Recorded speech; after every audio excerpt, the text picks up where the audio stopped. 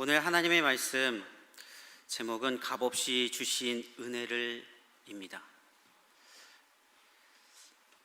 하나님은 창조주이자 주님이십니다. 하나님은 천지 만물과 사람을 만드시고 만물이 지속되도록 계속해서 지금도 여전히 다스리시는 왕이십니다. 전능하신 하나님은 말씀으로 세상인 에덴 동산을 질서 있고 아름답게 창조하셨습니다. 그리고 창조주 주인으로서 지금까지 통치하시고 다스리고 계십니다. 하나님께서는 아름답고 풍성하게 창조한 세상 가운데 하나님의 형상대로 사람인 아담과 하와를 창조하셨습니다.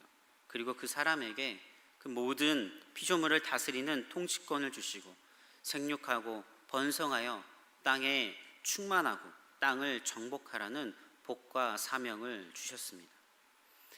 또한 하나님께서는 사람에게 창조하신 세계 안에 그 안에서 모든 것을 풍성히 누리며 하나님과 함께 평안하고 기쁘게 살아가도록 안식을 주셨습니다. 이러한 세계를 성경은 하나님 나라라고 합니다. 하나님은 하나님 나라를 창조하셨고 풍성하고 아름답고 창조 세계에서 사람이 주인 되시는 하나님의 그 다스림을 받으며 그 창조한 세계에서 하나님의 피조물인 사람이 주인 되시는 그 하나님의 다스림을 받으며 충만한 복 가운데 살아가는 꿈을 꾸셨습니다. 그런데 사람이 하나님 나라에서 살려면 반드시 명심해야 될 것이 있었습니다. 그것은 하나님을 주님으로 그리고 통치자로 주인으로 섬기는 일이었습니다. 피조물인 사람은 하나님을 주인으로 인정하고 그에 합당하게 하나님께 예배하며 경배하며 찬양하며 또 하나님의 말씀에 순종하며 그렇게 살아가야 했습니다. 그렇게 할 때 하나님 나라 안에서 하나님께서 주신 그 풍성한 모든 것들을 누리며 또 하나님과 함께 안식을 온전히 누리며 살 수 있었던 것입니다. 그래서 하나님께서는 그것을 잊지 않도록 에덴 동산 가운데 선악을 알게 하는 나무를 두셨습니다. 그러면서 하나님께서는 각종 나무의 열매를 마음대로 먹어도 된다. 그러나 선악을 알게 하는 나무의 열매만 먹지 말라고 명령합니다. 선악을 알게 하는 나무의 열매를 먹지 말라고 하는 동시에 어떠한 명령을 하시냐면 만약 너희가 이것을 먹으면 반드시 죽게 될 것이라고 하나님은 말씀하십니다. 창세기 2장 17절에서 말씀한 정령이 죽으리라, 그 죽음의 의미는 하나님께서 주신 그 생명을 잃어버리는 것이고 하나님의 형상대로 창조된 그 영광과 복된 모든 안식들을 전부 잃게 된다는 의미입니다. 피조물인 사람은 하나님을 통치자이자 주님으로 인정하고 그에 합당하게 하나님을 섬기며 그 명령에 순종해야만 했습니다. 그렇게 할 때 하나님께서 창조한 하나님 나라 안에서 하나님과 함께 기쁨과 평강의 그 모든 참된 안식을 누릴 수 있는 것입니다. 그런데 안타깝게도 최초의 사람이자 모든 인류의 대표인 아담과 하와는 이 아름답고 행복한 하나님 나라에서 쫓겨나게 됩니다. 어떻게 해서 쫓겨나게 되었습니까? 하나님 나라에 거하려면 그 나라 안에서 하나님과 함께 안식을 누리며 살아가려면 하나님의 명령에 반드시 순종해야만 했습니다. 최초의 사람이자 모든 인류의 대표인 아담과 하와는 하나님의 말씀에 순종하지 않았습니다. 다시 말하면 하나님과 하와는 하나님께서 하나님 나라의 주님이신 것을 인정하지 않았고 거부하였으며 명령에 불순종하는 죄를 짓게 되는 것입니다. 아담과 하와는 선악을 알게 하는 나무의 열매를 먹지 말라라는 그 하나님의 명령, 하나님의 그 뜻인 그 명령을 가볍게 여기고 선악을 알게 하는 나무를 먹게 되는 것이죠. 하나님의 뜻, 하나님의 명령을 가볍게 여깁니다. 그리고 그것을 먹으면 반드시 죽게 될 것이라는 말씀 또한 믿지 않았습니다. 더 나아가 사탄의 미혹에 넘어가서 하나님과 같이 되려는 그러한 죄를 짓게 됩니다. 그래서 하나님의 형상대로 창조되어 모든 것을 풍성히 누리며 하나님과 함께 기쁨과 평강을 누리는 그 참된 안식을 전부 잃어버린 채 하나님 나라에서 추방당하게 됩니다. 모든 것을 다 잃어버리게 되는 것이죠.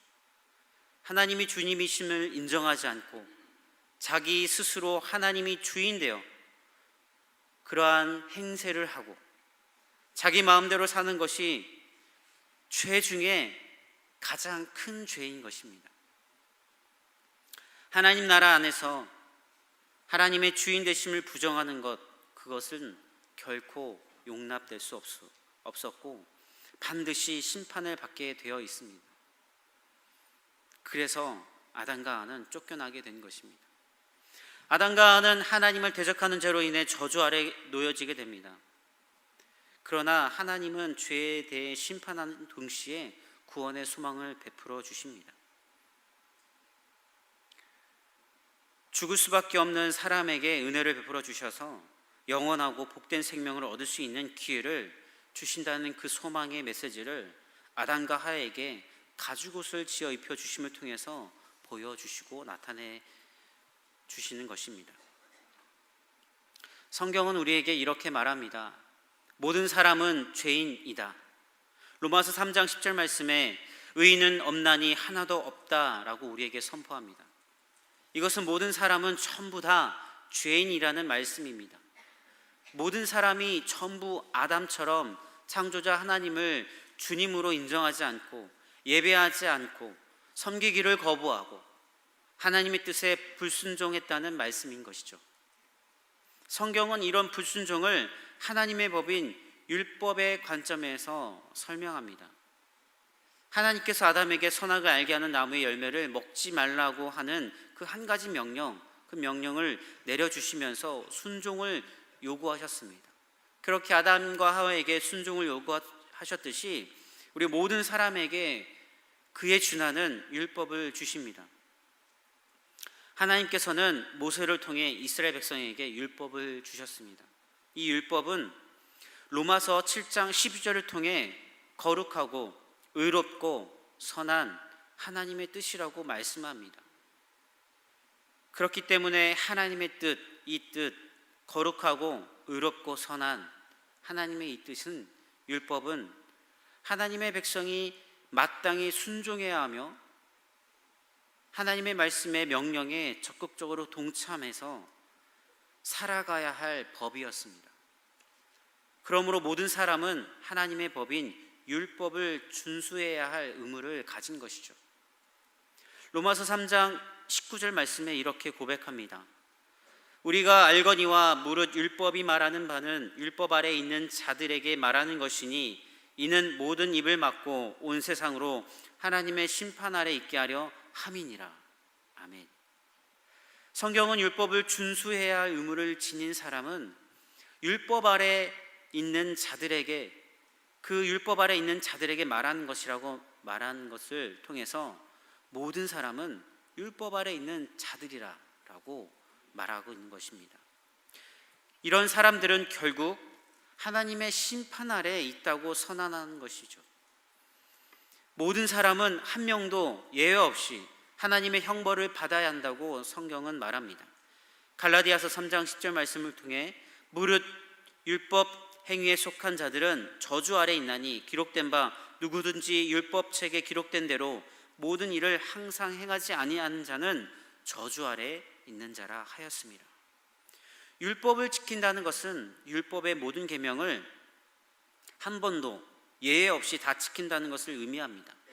그러나 어떤 사람도 한평생 율법을 한 번도 어긴 적 없이 산다는 것은 불가능합니다. 도리어 그 율법을, 하나님의 말씀을, 그 명령을 매일같이 어기며 살게 되는 것을 많이 보는 것이죠. 그렇기 때문에 모든 사람이 하나님의 심판과 죄에 대한 형벌을 받아야 한다는 그 말씀은 당연한 말씀입니다. 진리의 말씀인 것이죠. 모든 사람은 죄인으로 하나님 나라에 결코 들어갈 수 없고 아담처럼 에덴 동산인 하나님 나라에서 쫓겨난 자들이 되었습니다. 그래서 모든 사람은 죄인으로 하나님의 심판 아래 놓여 죄의 형벌을 결코 피할 수 없고 영원한 저주를 받을 자들로서 아무런 희망 없이 염려와 걱정과 두려움으로 살아가게 되는 것이죠. 그것이 바로 저와 여러분들의 삶이었습니다. 대표적으로 성경의 인물인 사도 바울의 이야기를 살펴보겠습니다. 사도 바울은 하나님의 교회를 심히 핍박하였던 사람입니다. 성도들을 아예 없애버리려고 하였습니다. 또한 사도 바울은 사도로 부르심이 있기 전에 그 전까지, 예수님을 만나기 전까지 교회를 비방하고 핍박하고 폭행하는 사람으로서 열심을 내어 살았던 사람입니다. 고린도전서 15장의 말씀처럼 사도라 칭함받기를 감당하지 못할 자였습니다.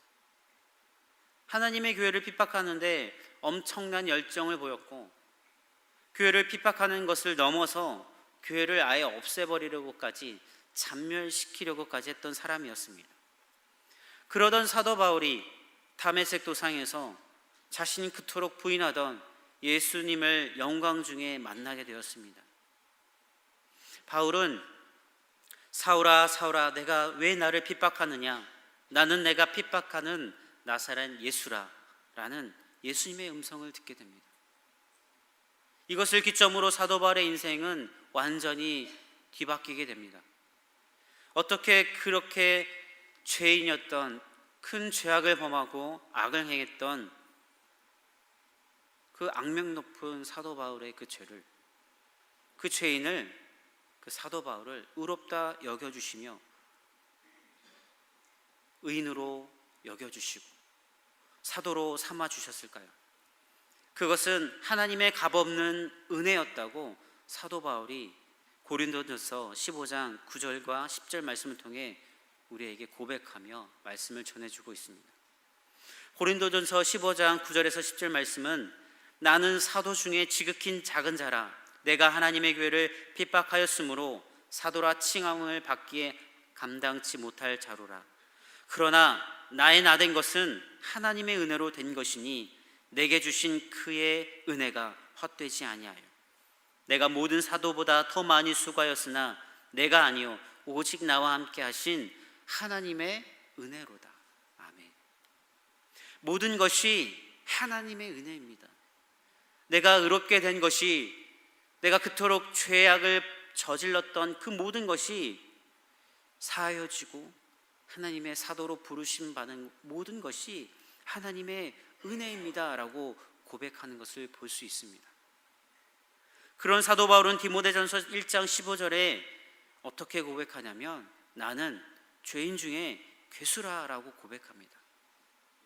어떠한 죄를 지었기에 그토록 자신의 열정을 다했던 그 사도 바울의 열정과 헌신, 그렇게 살았던 모습, 어떠한 모습이 있었기에 이렇게 고백할 수 있었을까요?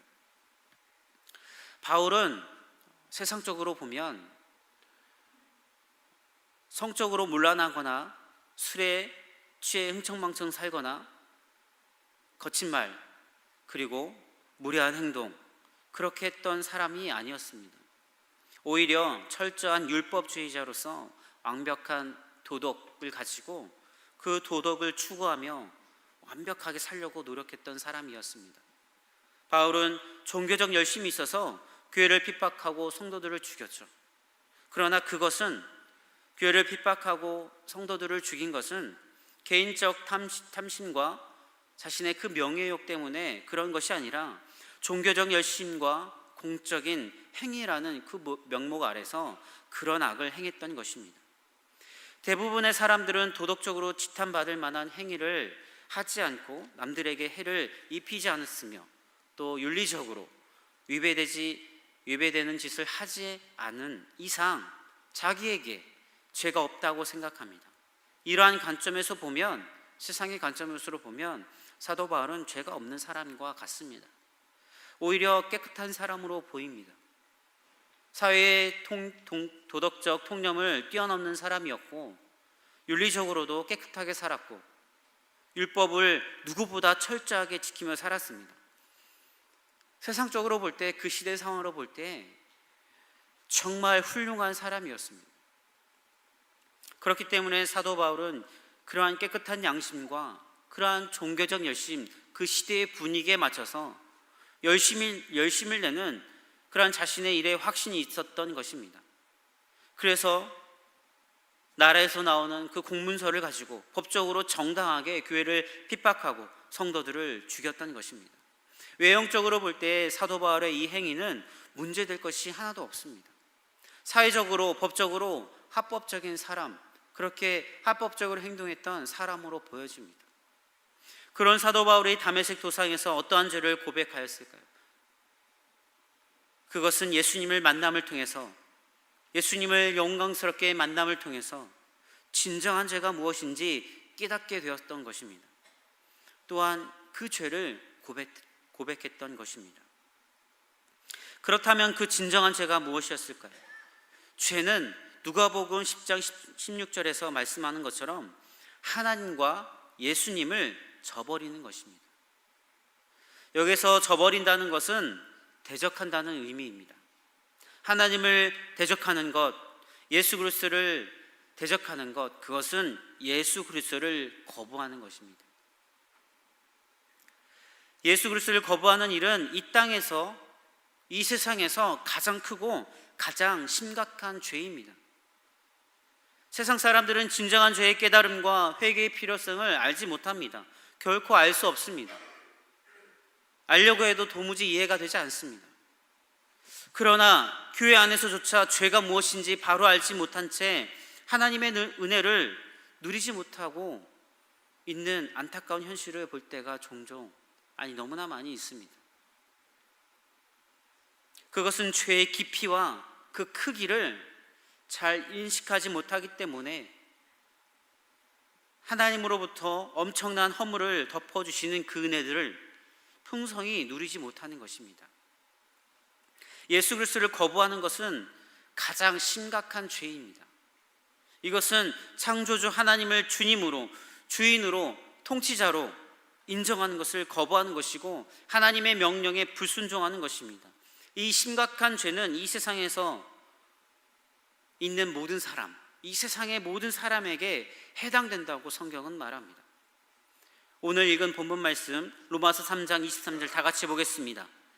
모든 사람이 죄를 범하였음에 하나님의 영광에 이르지 못하더니, 모든 사람은 죄를 범하였습니다. 그래서 하나님의 영광에 이르지 못한다고 성경은 분명히 우리에게 말씀합니다. 그렇기 때문에 모든 사람은 죄 아래 태어나는 것입니다. 아담 이후로 사도 바울과 같은 사람도 그 어떤 도덕적으로, 윤리적으로, 사회적으로 뛰어난 업적을 가지고 존경을 받는 그 어떤 사람도 죄 아래 태어난 것입니다.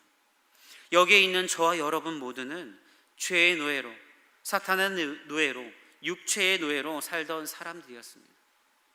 죄의 저주 아래 놓여진 죄인이었고 영원한 심판을 받아야 할 죄인들이었습니다.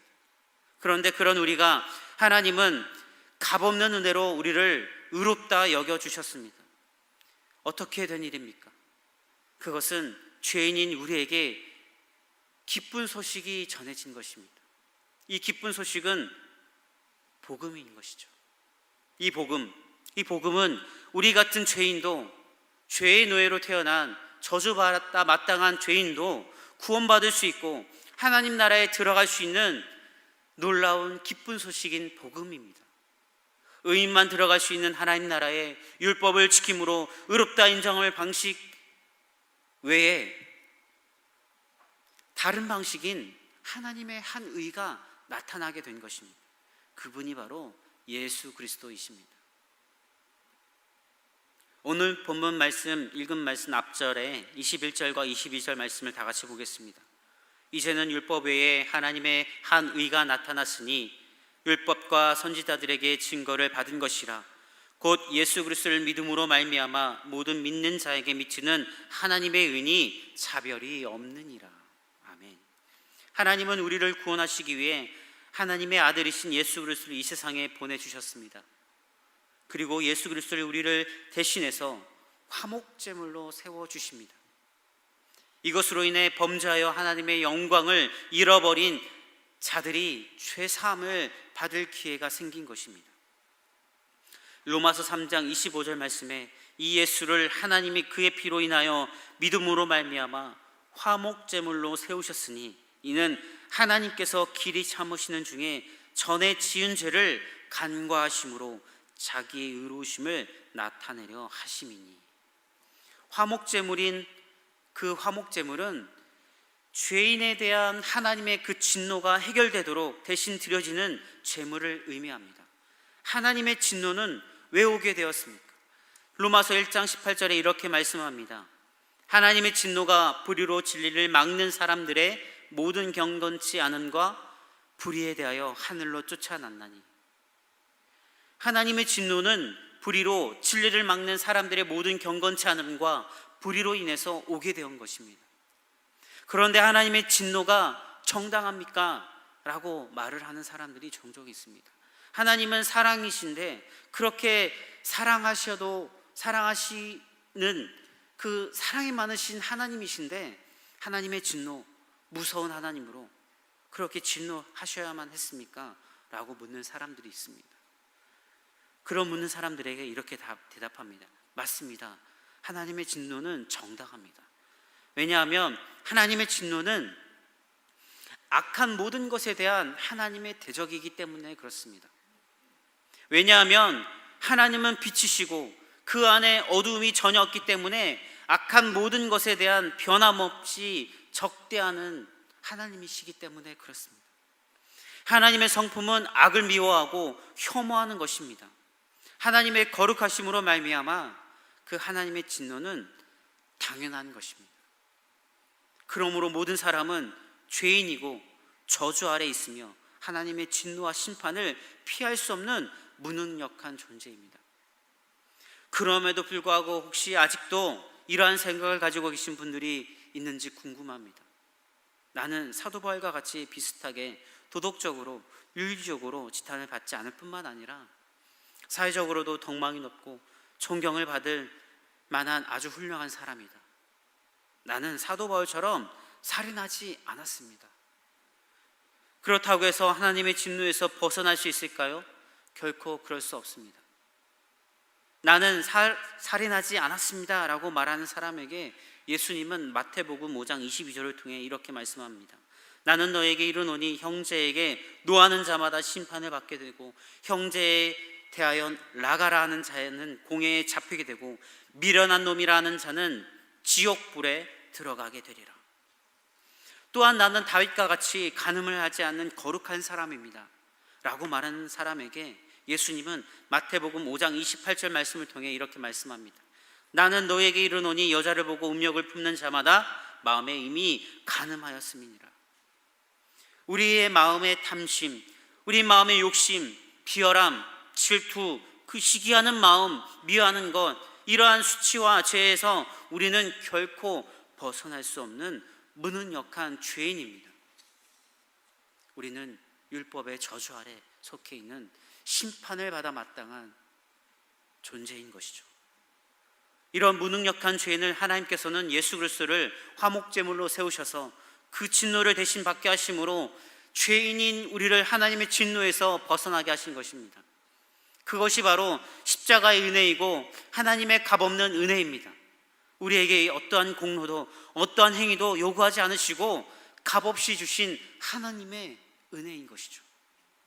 우리의 죄로 인해 우리가 받아야 할 형벌을 아무 죄도 없으시고 흠도 없으신 예수 그리스도께서 십자가의 죽으심으로 말미암아 우리를 구속 곧 속량하셨습니다. 로마서 3장 24절 말씀에 그리스도 예수 안에 있는 구속 속량으로 말미암아 하나님의 은혜로 값없이 의롭다 하심을 얻은 자 되었느니라. 화목제물이신 그리스도께서 죄의 노예로, 사탄의 노예로, 육체의 노예로 살던 우리를 위에서 십자가에서 죽으심으로 말미암아 우리를 구속하셔서 우리를 해방시켜 주셨습니다. 어떻게 이 놀라운 일이 우리를 위해 행해진 것입니까? 이것은 하나님의 은혜로 말미암아 값없이 주어진 것으로서 은혜 받을 자격 없는 자에게 주어진 하나님의 전적인 선물입니다. 이 선물에 대해서 에베소서 2장 8절 말씀을 통해서 이렇게 우리에게 말씀합니다. 너희가 그 은혜를 인하여 믿음으로 말미암아 구원을 얻었나니 이것이 너희에게서 난 것이 아니요 하나님의 선물이라. 하나님께서 우리를 사랑하시고 불쌍히 여기시는 그 마음으로 우리에게 이 모든 것을 값없이 예수 그리스도의 십자가의 공로로 말미암아 오직 믿음으로 베풀어 주신 선물입니다. 값없이 선물로 의롭다 여겨주시는 그 하나님의 은혜의 깊이는 우리가 어떠한 존재였는지, 우리가 어떠한 죄를 짓고 살았는지 그 깊이와 그 크기를 정확하게 안다면, 그것을 인식하고 있다면 하나님의 값없는 은혜의 깊이는 더욱더 풍성하게 우리에게 다가오게 될 것입니다. 또한 예수 그리스도의 죽으심이 어떠한 죽음인지 그것을 온전히 깨닫고 알게 된다면 하나님의 값없는 은혜의 깊이는 우리에게 헤아릴 수 없을 만큼 더욱더 풍성하게 매일매일 같이 하나님의 말씀을 듣고 복음을 듣고 십자가의 예수 그리스도를 생각하게 된다면 매 순간마다 우리에게 다가오게 될 것입니다. 그리고 더욱 깊어질 것입니다. 우리는 이러한 은혜를 아무런 받을 자격이 없는 죄인 중에 괴수인 우리에게 주어졌습니다. 그러나 하나님의 값없는 은혜와 사랑으로 말미암아 우리에게 주어진 그 선물을, 그 은혜의 깊이를 온전히 깨닫지 못한 채 하나님을 원망하며 하나님께 대적하며 하나님의 말씀에 불순종하며 그렇게 살아가고 계십니까? 하나님의 말씀, 하나님의 그 명령에 나와 상관은 없다라고 여겨지며 하나님을 창조주 주인으로 인정하지 않고 하나님을 나의 주인으로 인정하지 않고 하나님을 나의 통치자로 인정하지 않고 살아가고 계십니까? 하나님을 나의 창조주요, 나의 통치자요, 나의 주인이심을 믿으며 예수 십자가의 죽음이 나를 위한 죽음이라는 사실을 믿고 십자가에 달린 예수 그리스도를, 그 예수 그리스도만이 나의 구원자 그리스도이심을 믿는 그 믿음으로 살아가는 은혜가 있으시길 바랍니다. 오직 예수 그리스도를 믿는 자만이 죄사함을 받고 의롭다함을 얻는 것입니다. 예수님을 믿으시기 바랍니다.